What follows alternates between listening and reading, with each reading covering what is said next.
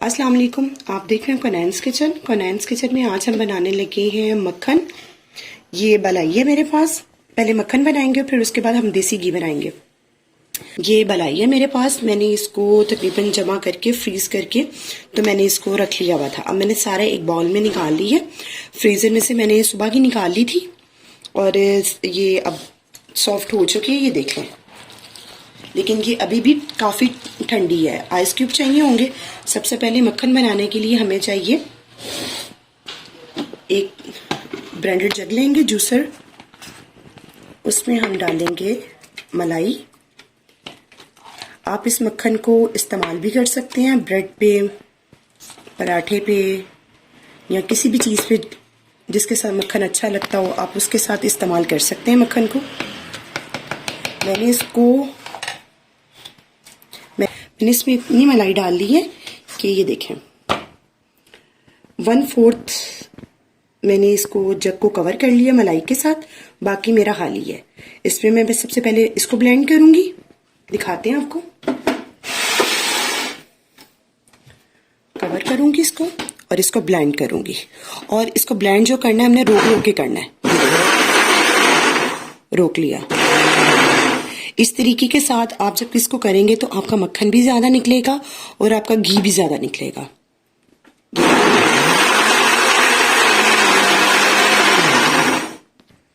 जब ये देखें कि इस तरह क्रीम सा बन जाए, ये देखें कितनी स्मूथ क्रीम सी बन गई है।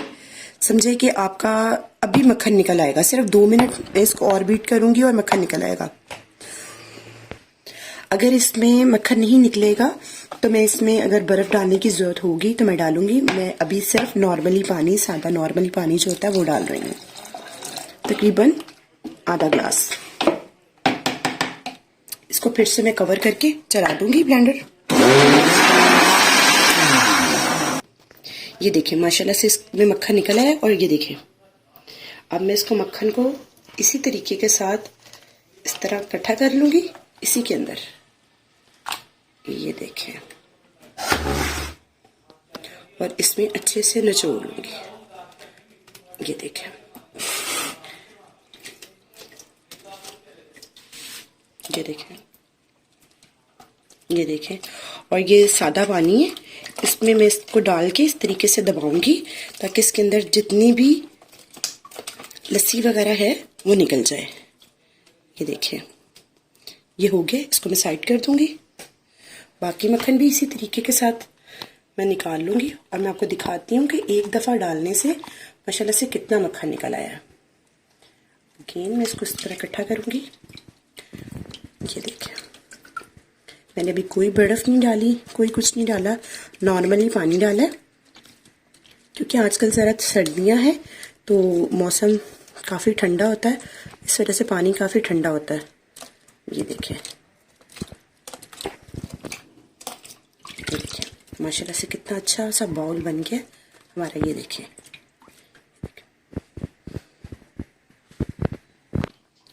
ये देखें मैंने दोबारा से इसमें डाल दी है। और वो ये देखें, ये मक्खन मैंने सारा निकाल लिया, जितना बाउल था सारा। ये देखिए बाउल फिनिश हो गया हमारा और ये मक्खन हमारा निकला है। आप देख सकते हैं माशाल्लाह से। आप देख लें कि कितने बड़े बड़े इसके बॉल निकले हैं। अब ये लास्ट वाला इसमें मैंने दोबारा से डाल दी है। अब ये भी करके मक्खन इसमें डाल दूंगी। उतनी देर हम एक काम करेंगे कि ये जो मक्खन निकला है उसको हम घी निकालने के लिए रख देंगे, क्योंकि स्लोली स्लोली घी निकलेगा। जब तक हमारा दोबारा हम उसका मक्खन निकालते हैं बाकी का, इसका हम घी निकालने के लिए रख देते हैं, क्योंकि घी बहुत स्लोली स्लोली निकलता है। इसलिए उतनी देर ये भी हो जाएगा और हमारा बाकी का भी हो जाएगा। जी, अब मैंने एक बर्तन ले लिया, फ्लेम मैंने ऑन कर दिया। अब मैं इसमें सारे बॉल्स डाल दूंगी और फ्लेम जो है हमने बिल्कुल लो रखना है, वरना ये उबल के बाहर आ जाएगा। जैसे इसमें उबाल आएगा ये बाहर आ जाएगा। फ्लेम मैंने लो रखा है और साथ साथ मैं इसके ऊपर नजर भी रखती जाऊंगी और साथ साथ ये हमारा मेल्ट होता जाएगा और घी निकलता आएगा। दिखाते हैं आपको। ये देखिए माशाल्लाह से ये सारा मेल्ट हो गया है और इसके ऊपर झाग आ गई है।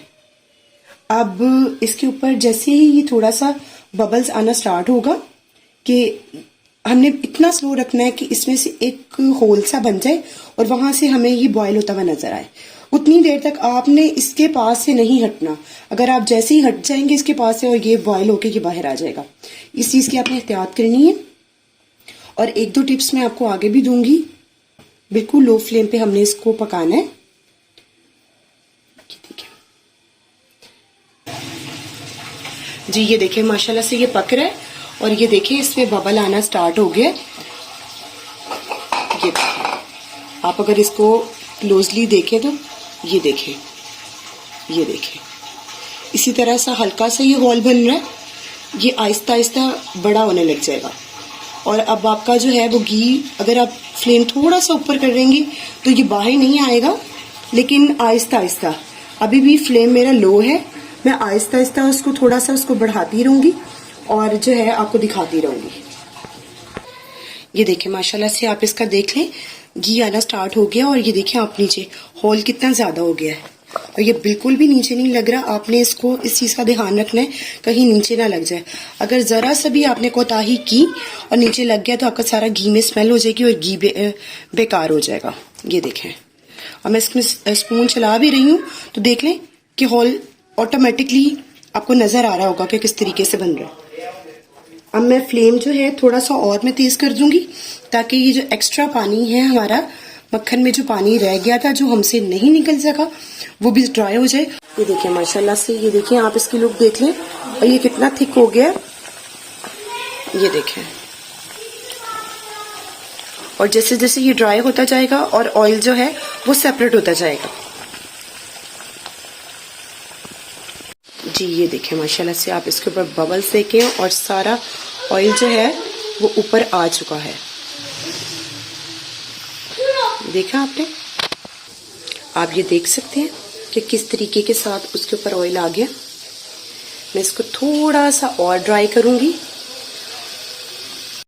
ये देखें माशाल्लाह से मैंने इसको बाउल में निकाल लिया और आप इसकी लुक देख लें, माशाल्लाह कितना खूबसूरत कलर निकला है। जरूर बनाइएगा, मेरे तरीके से बनाइएगा। और माशाल्लाह से तकरीबन ये 1 kg के करीब जो है मेरा घी निकल चुका है। मेरे तरीके से बनाइएगा, कुनैन किचन के तरीके से बनाइएगा। मेरी रेसिपीज को जरूर ट्राई कीजिएगा। अगर मेरी रेसिपी आपको अच्छी लगी तो मेरी वीडियो को लाइक कीजिएगा और मेरे चैनल को सब्सक्राइब कीजिएगा। अल्लाह हाफिज।